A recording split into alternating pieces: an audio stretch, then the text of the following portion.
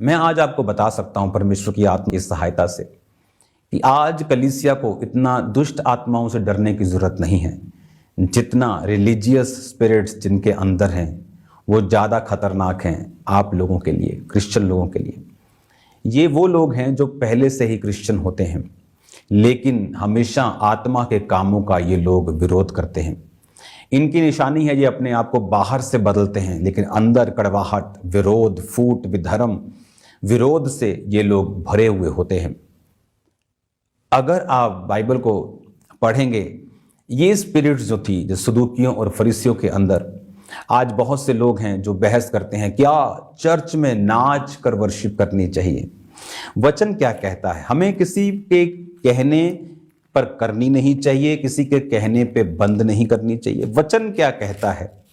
अगर हम भजन संहिता लास्ट अध्याय 150 पढ़ें तो उसमें लिखा यह की यानी यहोवा की स्तुति करो, परमेश्वर के पवित्र स्थान में उसकी स्तुति करो, उसकी सामर्थ्य से भरे हुए आकाश मंडल में उसकी स्तुति करो, उसके पराक्रमों के कामों के कारण उसकी स्तुति करो, उसकी अत्यंत बढ़ाई के अनुसार उसकी स्तुति करो, नरसिंगा फूंकते हुए उसकी स्तुति करो, सारंगी वीणा बजाते हुए उसकी स्तुति करो, डफ बजाते नाचते हुए उसकी स्तुति करो, तार वाले बाजे और बांसुली बजाते हुए उसकी स्तुति करो, ऊंचे शब्दावली झांझ, कीबोर्ड, आनंद के महाशब्दावली झांझ, हाँ, जितने प्राणी हैं सब के सब यह की स्तुति करेगा। था डफ बजाते और नाचते हुए। आपने डफ को ऐसे ऐसे बजते तो कभी देखा नहीं होगा।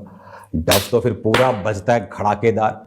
ढोल आपने कभी, बाइबल कहती है सेम स्पिरिट शाऊल की बेटी के अंदर थी, और जब दाऊद परमेश्वर के लिए नाचा तो उसे बुरा लगा और उसने कहा तू क्यों लेडीज की तरह, कंजरियों लिखा एक जगह पे, क्यों नचनियों की तरह तू नाच रहा था।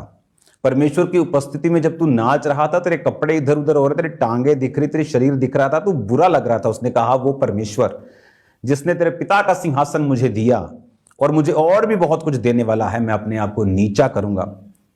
आपको ये धार्मिक आत्माओं से बच के रहना है, जो होते तो क्रिश्चियन ही हैं लेकिन आपकी लाइफ की बरकत और ब्लेसिंग्स को खत्म करने की कोशिश करते हैं। जब शैतान आपको देख लेता है कि आप मसीही हैं और वो आपकी लाइफ में कुछ बड़ा नहीं कर सकता, आपको मसीह से दूर नहीं कर सकता, आपको वचन का ज्ञान हो चुका है, आपको प्रकाश हो चुका है, आप जीसस क्राइस्ट को समझना शुरू हो चुके हैं, आपको मालूम हो गया है कि ये जीवित परमेश्वर है, फिर वो गलत डॉक्ट्रिन के साथ आपकी लाइफ में एंटर करता है, गलत शिक्षा के साथ एंटर करता है। मैंने बहुत सारे, एक नहीं, मैं आपको लोग मिलवा सकता हूं जो लोग आकर मुझसे मिले हैं और उन्होंने कहा है जब से मेरा बेटा मेरी बेटी किसी के पास बाइबल स्टडी करने के लिए गई है, तब से वो मुझसे बात नहीं करती, तब से वो हीलिंग पे बिलीव नहीं करती, तब से वो डिलीवरेंस पे करने बाइबल स्टडी गई है, लेकिन एक धार्मिक आत्मा ने, स्पिरिट ऑफ रिलीजियन, धार्मिक नहीं बोल सकते, धर्म की स्पिरिट है जिसके अंदर, जो अभी भी क्रिश्चियन धर्म को फॉलो कर रहे हैं सदूकियों की तरह और फरीसियों की तरह। और उसने कहा कि बहुत सी टेस्टिमनीज मेरे पास है कि जब, और खासकर बेटियां, कि जब से वो गई है, उसने टीचिंग ली है, तब से वो बिलीव नहीं करती, तब से वो मुझसे बात नहीं करती। इमेजिन करो, देने वाले टीचिंग क्रिश्चियन, लेकिन कौन सी आत्मा के? पवित्र आत्मा के नीचे नहीं, धर्म की आत्मा के नीचे। जब आप धर्म की आत्मा के नीचे होते हैं तब आप जजमेंट करते हैं, आप कपड़ों का ध्यान रखते हैं, बाहरी पवित्रताई, लेकिन अंदर क्रोध, ईर्ष्या, जेलसी, विरोध, फूट, विधर्म, सब चीजें होती हैं। अब यहां पे क्या लिखा भजन संहिता? परमेश्वर के पवित्र स्थान में उसकी स्तुति करो। कौन सा पवित्र स्थान? आपका प्रेयर रूम, चर्च, खुदावंद की प्रेजेंस जहां पे है। हाँ, डफ बजाते और नाचते हुए उसकी स्तुति करो। शैतान को तब भी पसंद नहीं था। कब? शाऊल की बेटी कहती तू बड़ा बेकार लगता था जब तू नाच रहा था। हाँ, शैतान को तब भी नाच कर वर्शिप करना पसंद नहीं था, क्योंकि शैतान एक वर्शिपर था। उसे वर्शिप करने की महत्वता के बारे में मालूम है। उसे मालूम है जब एक व्यक्ति वर्शिप करता है तो कौन सी ब्लेसिंग्स के नीचे परमेश्वर उसको रखता है, किस तरह के बंधन उसकी जिंदगी से टूटते हैं। पौलुस और सिलास जेल के अंदर क्या लिखा? ऊंचे शब्द से परमेश्वर की स्तुति कर रहे थे। अब वो बोल सकते थे हम धर्मी हैं भाई, कैदी क्या समझेंगे, आधी रात है, उठ जाएंगे, कोई परवाह की उन्होंने। इसीलिए बाइबल कहती है आधी रात को ही परमेश्वर ने भूकंप भेजा और उनको छुड़ाया। आज चर्च में तालियां जोर से मारने डर लगता है लोगों को, तो जोर से अगर ऐसे ऐसे कर दिया तो लोग देखने लगते हैं कि भाई ये कौन नमूना आ गया हमारी चर्च में। हालेलुया। इतना बांध दिया उन्होंने परमेश्वर को, इतना पवित्र आत्मा को डब्बे में बंद कर दिया कि वो छूटते ही नहीं। पौलुस और सिलास तो छूट गए लेकिन वो नहीं छूटे। अभी भी बीमारियों के संगल, अभी भी गरीबी उनके घरों में नाचती है, बीमारियां उनके घरों में नाचती हैं, दुष्ट आत्माएं नाचती हैं, नशे नाचते। क्रिश्चियंस के घर में क्यों? वर्शिप नहीं करनी आती, आत्मा में अभी भी बंधे हुए हैं, डर लगता है, संग आती, शर्म आती। किसी ने बोल दिया चर्च में नाच के क्या वर्शिप करनी, खुदा दिल को देखता है। अगर वो दिल को देखता तो भजन संहिता 150 बाइबल से कटवा दो, जहां लिखा है कि डफ बजाकर, नाच कर। आप मन में नहीं नाचते, आप शरीर से नाचते हैं। डफ बजाकर धूम धड़ाके के साथ परमेश्वर की वर्शिप करो, जीवित परमेश्वर की वर्शिप करो। मुर्दे को थोड़ी मान रहे हो जो मरा हुआ वर्शिप करोगे, जीवित परमेश्वर की वर्शिप कर रहे हो। हालेलुया। उसने कहा डफ बजाते हुए, नाचते हुए उसकी स्तुति करो। हालेलुया। अब हम मत्ती 2 उसकी 19 आयत से मैं आगे पढ़ूंगा। हेरोदेस के मरने के बाद प्रभु के दूत ने मिस्र में यूसुफ को स्वप्न देकर कहा, उठ बालक और उसकी माता को लेकर इजराइल के देश में चला जा, क्योंकि जो बालक के प्राण लेना चाहते थे वो मर गए हैं। वो इतनी जल्दी कैसे मर गया? अभी तो ये बेबी बहुत छोटा है, लेकिन वो राजा जो उसके प्राण के पीछे था और बच्चे मरवा दिए, वो मर गया। आपको लगता है कि आपका विरोधी जो आप विरोध करता है उससे कुछ नहीं होगा। प्रभु ने आपको माफ करने के लिए बोला है। उसने कहा जब तुम माफ करेगा तो उसके सिर पर अंगारों का ढेर लगाएगा। और ये सुनकर कि अरखिलाउस अपने पिता हेरोदेस की जगह पर राज्य कर रहा है, जाने से डरा और फिर स्वप्न में चेतावनी पाकर गलील प्रदेश में चला गया। अब यहां पर समझने वाली बात है कि जब वो जा रहा था तो उसे मालूम हुआ कि अरखिलाउस उसका बेटा ही राज कर रहा है। तो उसे मालूम था चोर का बेटा चोर, विरोधी का बेटा तो विरोधी है, तो वो डरा। उसे लगा कि वहां जाना भी सेफ नहीं है। तो परमेश्वर ने स्वप्न में चेतावनी दी। परमेश्वर ने कहा तू परमेश्वर मत बन, ज्यादा सियाना मत बन, ज्यादा चालाक मत बन। अगर मैं तुझे कह रहा हूं वापस चला जा तो चला जा। चेतावनी दी परमेश्वर ने कि अपनी मर्जी नहीं करनी है, खुद नहीं सोचना, अपना दिमाग प्रयोग नहीं करना। चर्च में कौन कामयाब है, सेवकाई में कौन कामयाब है?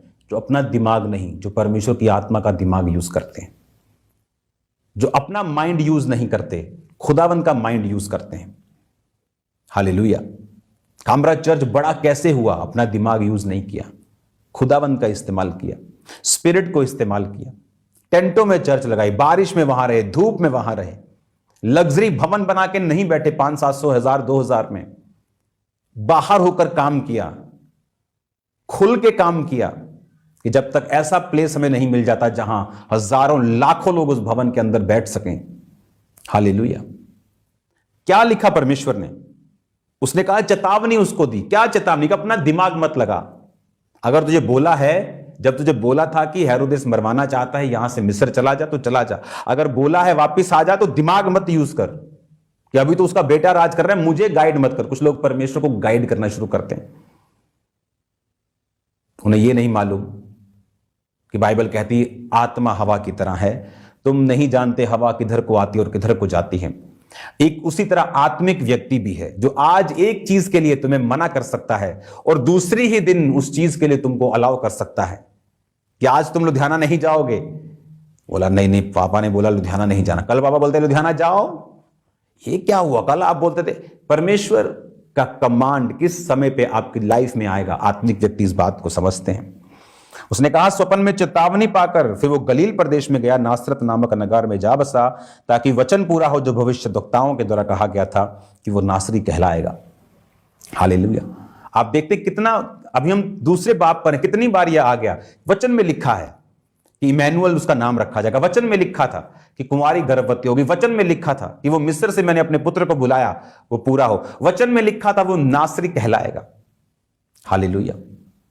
बाइबल कहती बहुत सारे सदूकी, फरीसी और शास्त्री इस बात पर बहस करते थे कि नासरत से कोई भी भविष्यद्वक्ता पैदा नहीं होगा, लेकिन उन्हें यह भूल गया कि नासरत से पैदा नहीं होगा का मतलब कि वहां पैदा होने वाला कोई भी नहीं होगा, पर पैदा होने के बाद वहां रह सकता है। और जीसस क्राइस्ट के जीवन में लोगों ने इसलिए भी जीसस क्राइस्ट से ठोकर खाई, उन्हें लगता कि क्या नासरत से भी अच्छी वस्तु निकल सकती है, क्योंकि वहां कोई भविष्यवक्ता पैदा नहीं होगा।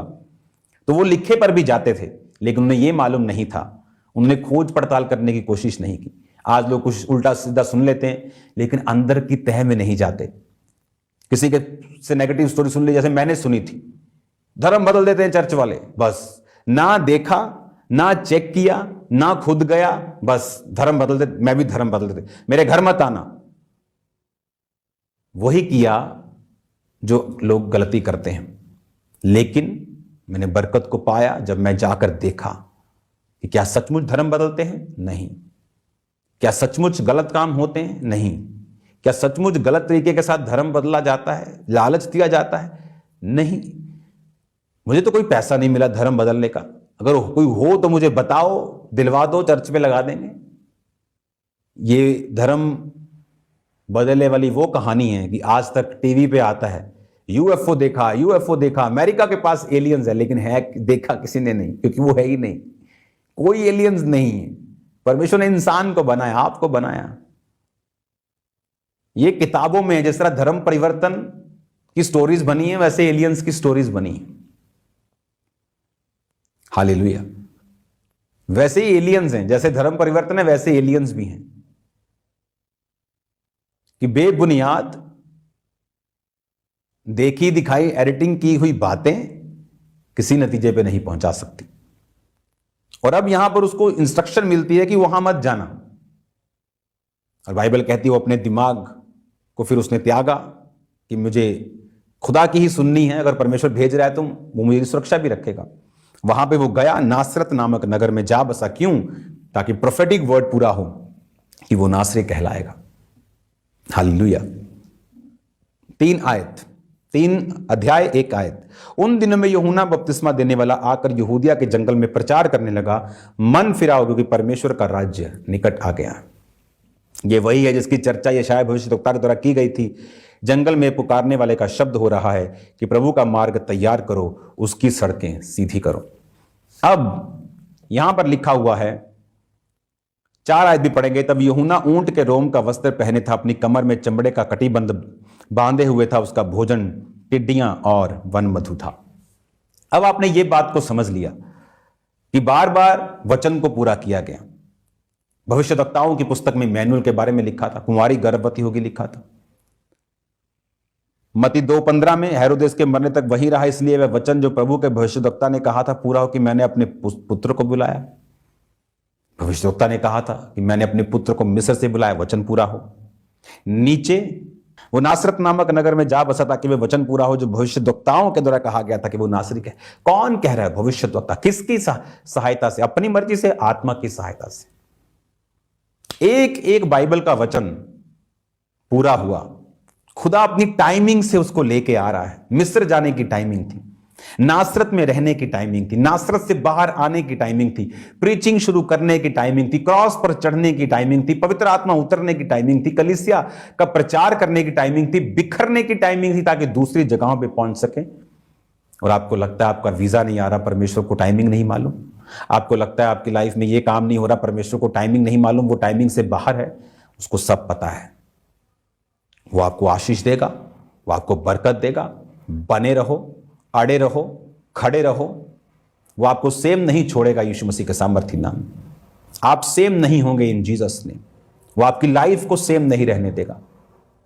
आप बरकतों को पाएंगे, आप परमेश्वर की योजनाओं के नीचे हैं, आप आशीषों को देखेंगे।